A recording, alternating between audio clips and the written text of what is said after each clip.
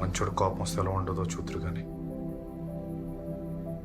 ఉమామహేశ్వరుడు గురు రూపాన్ని చూతురు కానీ.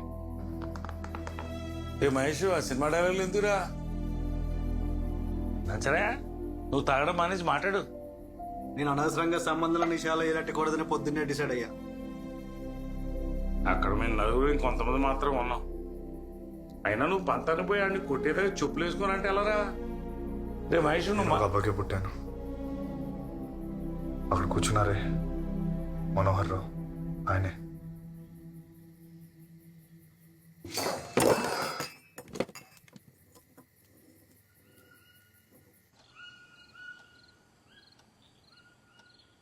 పడుకున్నావే స్వాతి?